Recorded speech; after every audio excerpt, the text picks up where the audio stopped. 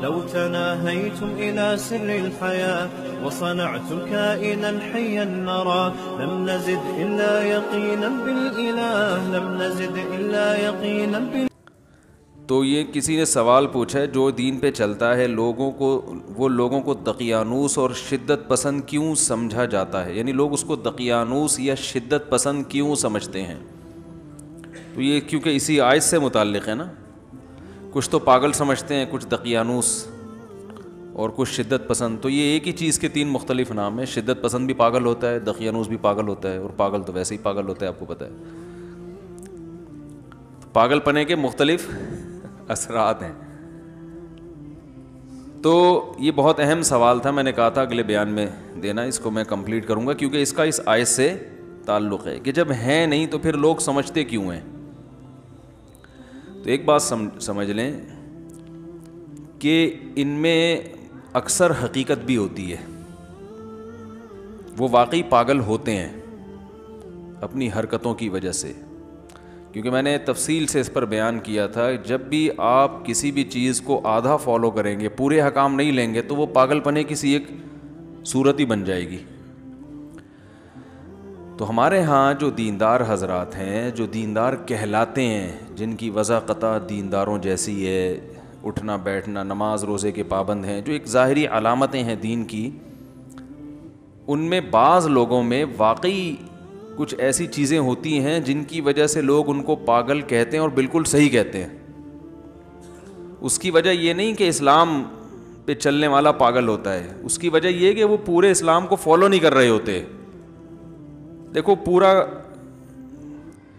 یعنی آپ اگر کوئی غیر مسلم ہو، اللہ نہ کرے، تو پورے غیر مسلم ہو جائیں تو لوگ کہیں گے بھائی ان کا یہ نظریہ ہے، یا پورے مسلمان ہو جاؤ تو بھی لوگ کہیں گے. آدھا آدھا معاملہ چل رہا ہوتا ہے.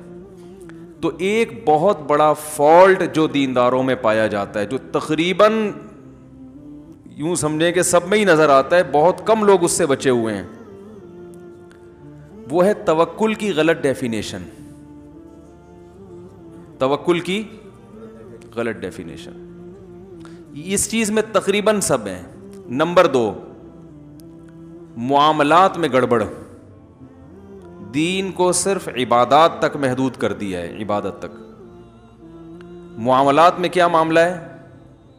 معاملات سمجھتے ہیں یعنی وہ احکام جن کا لوگوں سے تعلق ہے، کوئی ڈیل کرنی ہے، حقوق و لباس سے تعلق ہے، بیوی بچوں سے، والدین سے، دوست احباب سے، یا کوئی ایگریمنٹ ہے کسی کے ساتھ. ان معاملات میں جتنی اہمیت سے اسلام نے ان معاملات کو بیان کیا ہے، اتنی اہمیت دلوں میں ہے نہیں. نتیجہ کیا نکلتا ہے کہ لوگ جب دیکھتے ہیں کہ نماز میں بڑے پکے، ماشاءاللہ، داڑھی بھی اور سارا حساب کتاب ایک دم فٹ فاٹ، لیکن کاروباری معاملات میں 2 نمبر ہے، جھوٹ بولتا ہے. معاملات میں یہ بھی داخل ہے بغیر تحقیق کے بات کو آگے نقل کر دینا.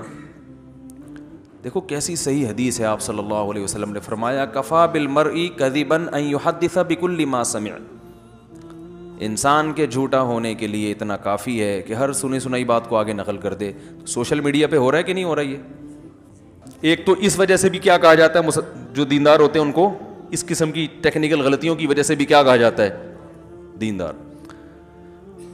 چند سال پہلے ناگن پہ ایک واقعہ ہوا تھا.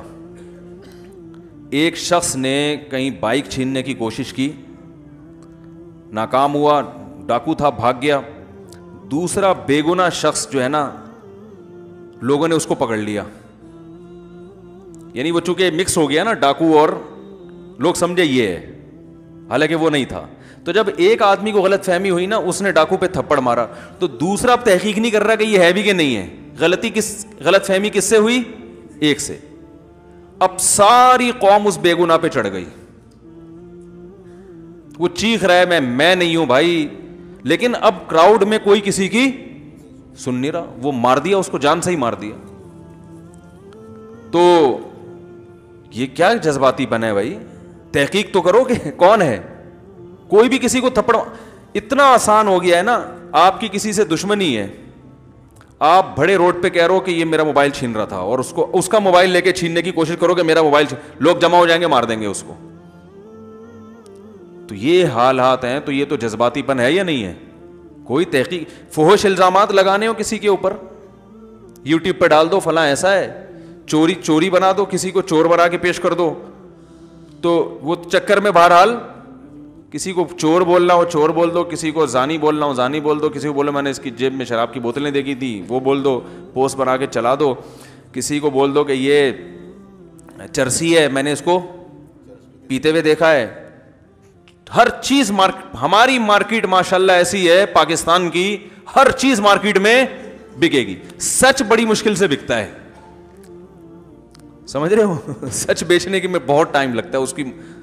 اور آپ دیکھ لو نا, میرے بیانات ہوتے ہیں نا علمی, ان پہ شارٹ کلپ پہ ویورز دیکھو, اور ایک بیان کے دوران کہیں درمیان میں کوئی چٹکلا آ گیا یا کوئی ایسی بات آ گئی جو ینگ جنریشن کے لیے بڑی اٹریکٹیو تھی, تو چینل والے نے اس پہ چٹپٹا سا کلپ بنا دیا,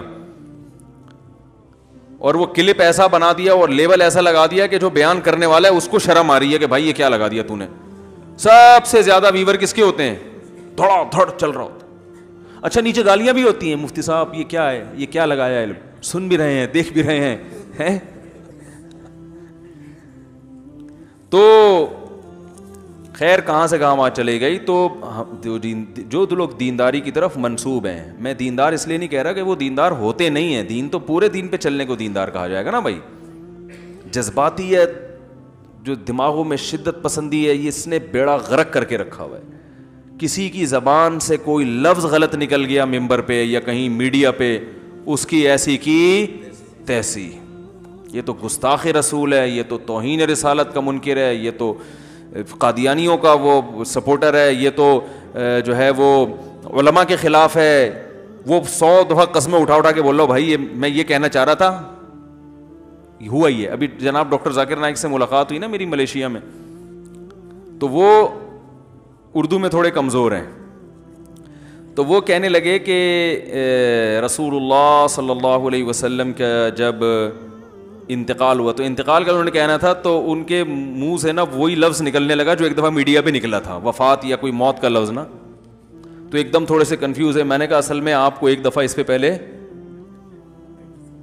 وہ یعنی ایک دھچکا لگ چکا ہے نا, پتہ نہیں کیا لفظ ان کی زبان سے نکلا تھا, مردہ کا لفظ نکلا تھا شاید, ہاں مر گئے آپ صلی اللہ علیہ وسلم, اس طرح ان کی زبان سے نکلا تھا کہ یعنی حالانکہ یہ لفظ نامناسب ہے.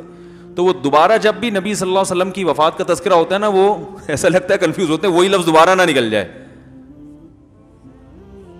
تو ایک آدمی اسلام کی بے پناہ خدمت کر رہا ہے, وہ نبی سے محبت کی وجہ سے کر رہا ہے نا, اس کو انڈیا نے نکال دیا اپنے ملک سے, وہ گستاخ ہو سکتا ہے. اتنی بڑی اس کی خدمات نہیں دیکھ رہے, ایک لفظ کو پکڑ کے بیٹھے ہوئے گستاخ ہے گستاخ ہے گستاخ ہے. جو نبی صلی اللہ علیہ وسلم کی شان میں گستاخی کرنے والا ہے, وہ پوری پراپرٹی انڈیا نے قبضہ کر لی ہے ڈاکٹر صاحب کی.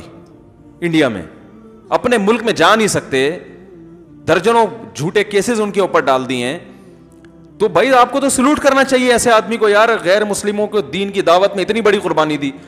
وہ ساری محنتیں ایک طرف, اور لفظ مرنا وہ جو جان کر بھی نہیں نکالا, اور اردو میں بھی تھوڑے سے کمزور ہیں. ویسے ایسے کمزور نہیں ہے, لیکن یہ کہ وہ بامبے کی اردو ہے نا تھوڑی سی, وہ کوئی بہت, ہر آدمی یعنی جو بامبے میں جو لوگ فون آتے ہیں نا, ان کا لب و لہجہ اور ہمارے لب و لہجے میں کافی فرق ہے.